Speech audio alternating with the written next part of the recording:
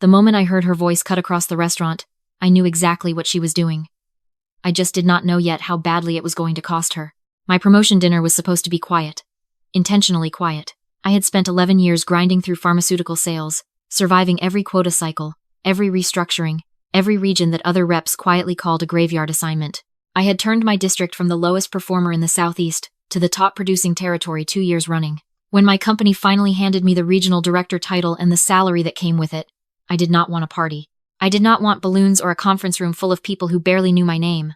I wanted one elegant dinner with my husband, Marcus, and the 4 colleagues who had actually been in the trenches with me, the ones who covered my calls when my father was in the hospital, the ones who drove 4 hours to help me close a hospital account the week I was running a fever. That was it. 6 people. A reservation at Alderton's, the kind of upscale steakhouse where the lighting is warm and the booths are deep, and the noise level never climbs above a conversation.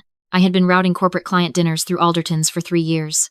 The firm spent tens of thousands there annually. The general manager, Patrick, knew my face before he knew my name. I should have seen it coming. Looking back, the signs were all there.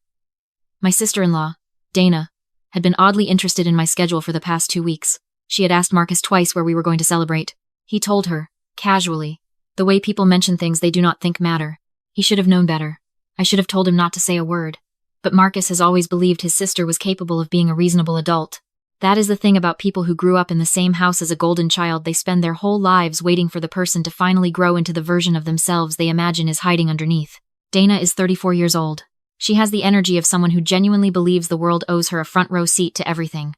She posts 3 times a day, curates her life with the precision of a magazine editor, and has the spending habits of someone with a trust fund and the bank account of someone who absolutely does not. 6 months before my promotion dinner, she had called Marcus in tears, swearing the electric company was about to shut off her power. Marcus had wired her $900 before he even hung up the phone. I found out 3 days later when her stories filled up with cocktail photos from a rooftop bar in Nashville. When I brought it up, my mother-in-law told me I was being uncharitable. She told me family does not keep score. She said it with the complete confidence of someone who has never once been the one holding the bill. I let it go. I swallowed it. I told myself it was not worth the fight. That was my first mistake. The one you make when you still believe tolerance is a virtue. I was already seated when she walked in. I saw her before she saw me, which gave me exactly 4 seconds to register what was happening before my face had to respond to it. Dana was moving through the front of the restaurant with the ease of someone who had been invited, shoulders back, one hand tucking her hair, laughing at something one of the 3 women behind her had said. I did not recognize any of them. They were dressed for a night out, the kind of dress that announces itself. Dana's eyes swept the room and landed on our table. She smiled, wide and warm, like she was the surprise at her own party. There she is, she said, loud enough that the couple at the next booth looked up. Marcus turned around. I watched his expression move through surprise, confusion, and then a smile that was mostly reflex. He stood up. Dana threw her arms around him like she had not seen him in months. Then she turned to me. I hope you don't mind, she said, pulling out the empty chair next to mine before I answered. I heard about the dinner, and I just thought, you know, this is a huge deal. My brother's wife just got promoted to regional director. I had to come celebrate. I brought some of the girls. She gestured vaguely behind her. 3 women settled into chairs around my table like it was the most natural thing in the world. I looked at my 4 colleagues. They were polite. They introduced themselves. One of them, Teresa, caught my eye for just a moment, and I could see exactly what she was thinking, because I was thinking the same thing. Dana picked up the menu. She did not look at the prices the way most people do when they are a guest somewhere unfamiliar. She looked at the menu the way people look when they are deciding what they want, not what they can afford. She tilted it toward one of her friends, whispering something, laughing softly. Her friend nodded, impressed. This place is gorgeous, Dana said. Vanessa, you really know how to pick them. I smiled. I said thank you. Inside, something very calm and very cold was already forming. The waiter came. Dana ordered for herself and her friends without being asked if they were on the same check. She requested a bottle of the Reserve Cabernet, the one near the top of the wine list. She asked for 2 orders of the Wagyu appetizer to start. She did all of this with the fluency of someone who has sat at expensive tables before, even when she was not the one paying. Her friends followed her lead, ordering steaks and sides with the relaxed certainty of people who had already made the same assumption. When the waiter turned to me, Dana put her hand lightly on his arm. She's covering the table, she said, nodding toward me. It's her promotion dinner. We're all celebrating her. You're not going to make the guest of honor worry about checks tonight, are you? She smiled up at him, conspiratorial and charming. My colleague James, who has known me for 6 years, slowly set down his water glass. I looked at the waiter. His name was Carter. I had seen him enough times at Alderton's that we exchanged first names. Actually, Carter, I said, keeping my voice perfectly level. Can you let Patrick know I'd like a word whenever he has a moment? Carter nodded. He disappeared. Dana did not notice. She was already deep in a conversation with her friend about whether the truffle fries were worth it. I excused myself from the table calmly, the way you step away to take a phone call, and I met Patrick in the quiet alcove near the host stand. Patrick is the kind of professional who understands situations before they are fully explained. I had been sending corporate groups his way for 3 years. I had referred 2 pharmaceutical executives who now hosted quarterly dinners there. He knew what my business meant to his restaurant. I told him in plain, simple terms. The 4 women at my table were not my guests. They had not been invited. They had seated themselves. I needed the check split immediately, my party of 6 on the corporate account, and the 4 new additions on a separate tab. No authorization to charge anything to my account. I needed this handled quietly. I also asked if there was a way to move my actual guests to the private dining room in the back, which I knew was available on Tuesday nights. Patrick did not blink. He said, "Of course, Vanessa. Give me 5 minutes." I walked back to the table, sat down, and picked up my drink. 5 minutes later, Carter appeared at Dana's elbow. He placed a small leather folder in front of her, closed. "I've moved your party's tab to a separate check," he said, professionally, and without drama. "The private dining room is ready for Miss Vanessa's reserved guests whenever you're set to move." The silence lasted maybe 3 seconds. Dana looked at the folder, then she looked at me. The warmth in her face went through 3 distinct phases: confusion, calculation, and then something harder and brighter underneath. She laughed, a short sound, like I had made a small joke in poor taste. "Vanessa, what is this?" "It's your check," I said. I stood up, touched Teresa's shoulder, and nodded toward the back. My colleagues read the room. They collected their things easily, graciously, the way people do when they trust you. "You're separating the check," Dana said. She said it like it was an accusation. "I made a reservation for 6 people," I told her. "You brought 4 more without asking. I'm not responsible for the people I didn't invite." Her friends had gone very quiet. One of them was looking at her phone. Another was suddenly extremely interested in the breadbasket. "Marcus." Dana looked to her brother. I watched him. Marcus put his napkin on the table. He looked at his sister for a long moment. Then he stood up and put his hand on the small of my back. "Enjoy your evening, Dana," he said. We walked to the back room. The private dining room at Alderton's has dark oak walls and candlelight and a door that closes. The staff brought out the birthday cake we hadn't needed for my son, but we absolutely had for ourselves a custom dessert the pastry chef had prepared when I'd mentioned the occasion weeks before. My colleagues laughed and raised their glasses and told me stories about the early days of my career that made me feel like the last 11 years had been worth every single hour. For the first time all night, I exhaled. I knew what was happening at the other table. I had left it behind like a coat you don't want anymore. At 7:45, my phone buzzed on the tablecloth. A Venmo request from Dana, $312.50, tagged for tonight. It was not addressed to me. It was sent to Marcus. I showed him. He declined it without saying a word, then silenced his phone and set it face down. At 8 to 10, Carter appeared briefly at our door to let me know that the separate party had experienced a card issue and had asked if my account could be used to cover the remainder. I had anticipated this. I had told Patrick in advance. No, under no circumstances. Carter nodded, thanked me, and left. I did not go out to watch. I did not need to. I had done this clean and professional, and the rest of it was gravity doing what gravity does. What I heard about later, I heard from Marcus. He had stepped out briefly and passed through the main dining room. Dana's card had declined. Then her friend's card declined.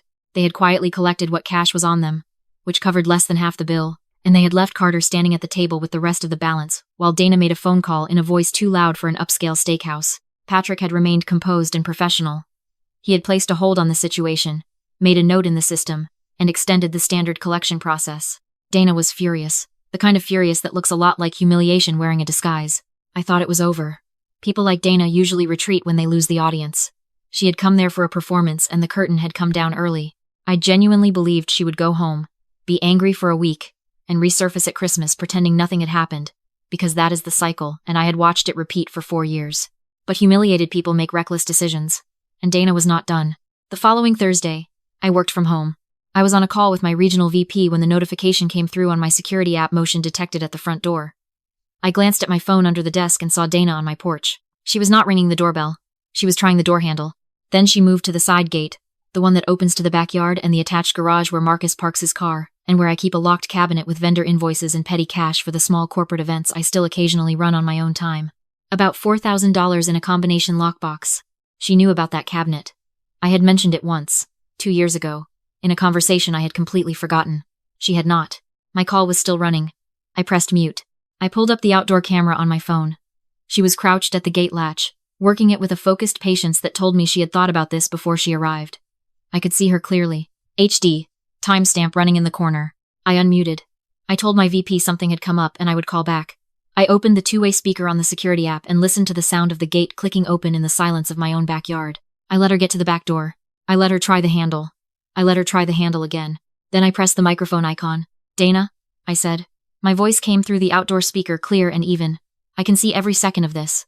I want you to think very carefully about what you do next. She froze, straightened up slowly. I could see her jaw tighten on the camera feed. Go home, I said. For a moment she just stood there in my backyard in the afternoon light, and I watched something move across her face on the screen.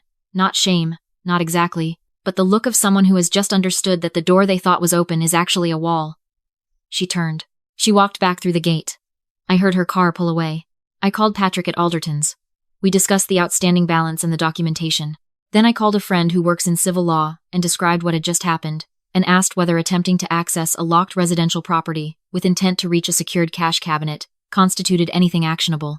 She said it depended on how the footage read and what could be documented, but that it was worth preserving everything. I sent the footage to myself, to my email, to a cloud drive, and to Marcus's phone. Then I sat down and wrote a letter to Dana. Not angry, not emotional, factual, and specific. I described the events at the restaurant and itemized the amount left unpaid. I described the visit to my property, the timestamp, the footage. I told her that I would not be involving law enforcement at this time, but that I was documenting everything, and that any future contact with me, my home, or my husband's finances without my knowledge would be handled formally. I sent it certified mail. I heard from my mother-in-law 4 days later. She called Marcus. She told him I was destroying the family. She told him Dana was devastated, that she had only been trying to celebrate with us, that the dinner incident had been a misunderstanding, and I had humiliated her in front of her friends. She used the word family 7 times. Marcus counted. He listened to his mother. He waited until she finished. Then he said, Mom, I was there. I watched Dana seat herself at Vanessa's promotion dinner, order a bottle of reserve wine and 2 Wagyu appetizers, announce to the table that Vanessa was covering the check, and then decline to pay when the tab came. That is what happened. If Vanessa had done any of that to Dana, you would be calling me to say Dana deserved better. There was a long silence. My mother-in-law said that family doesn't air its problems in restaurants. Marcus said, Vanessa didn't air anything. She separated a check. His mother did not have an answer for that. She hung up. She called back 2 days later with a different approach. Softer. Asking if perhaps everyone could just move on.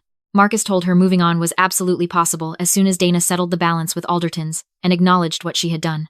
My mother-in-law told him he had changed. He agreed with her. The outstanding balance at Alderton's was eventually settled. Dana's boyfriend at the time, who I had never met, paid it. He did not do this out of generosity. He did it because he found out, from Dana's own frantic phone call, that the alternative was a collections action on her record, and he was trying to protect her. 3 weeks later, the same boyfriend discovered that Dana had taken his credit card information and made 3 purchases without asking. He moved out by the end of the month. The friends from that night, the ones who sat at my table eating Wagyu and drinking reserve wine on what they assumed was someone else's bill, quietly unfollowed Dana across every platform within 2 weeks. I watched it happen without satisfaction, without gloating. I just watched it the way you watch weather clear after a storm. The house has been very quiet since then. My mother-in-law still calls Marcus, and he answers, because she is his mother, and he loves her.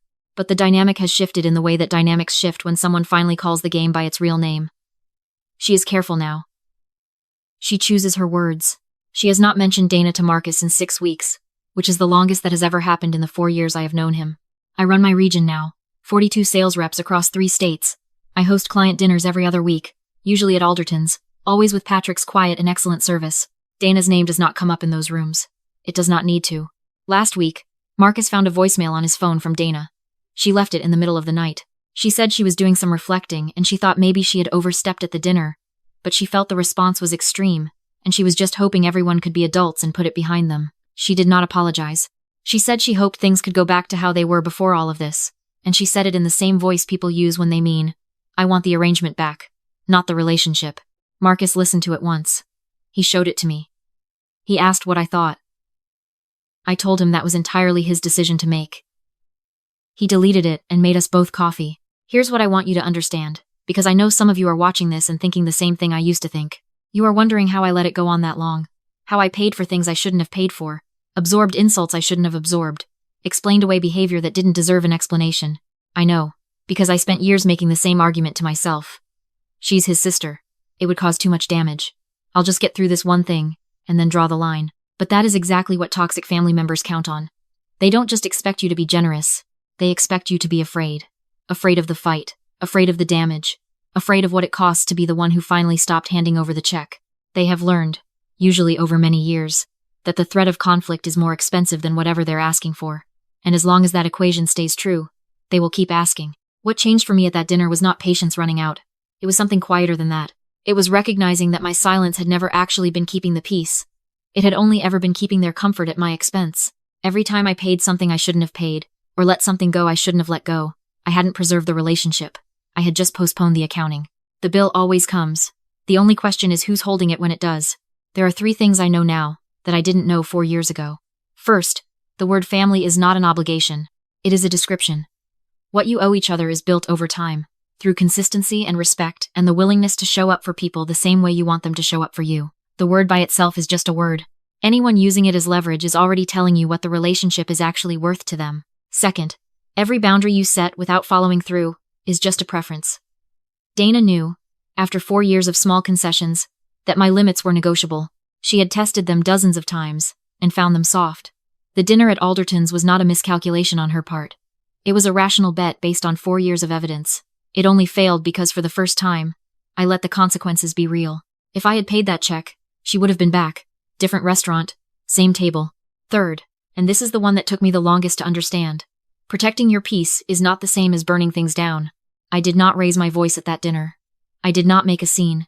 I did not post about it, call her friends, or send a message I'd regret. I simply removed my resources from the equation and let the situation become what it actually was without my money holding it together.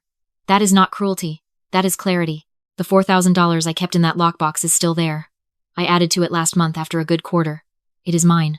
I earned it. And nobody is walking through my gate at 2 in the afternoon to take it. If you are in a version of this story right now, if you are the person sitting at a table you reserved, watching someone else announce that you're covering it, I want you to hear this. You are allowed to separate the check. You are not obligated to fund a performance that was never built for you. You do not have to wait until you are screaming or sobbing or completely out of patience. You can do it quietly, professionally, with your full dignity intact, and your voice perfectly level. I did. And the air in my house has never been cleaner. Drop your story in the comments. I read all of them. And if any part of this felt like something you needed to hear today, you know what to do. I'm here every week, and my account is closed.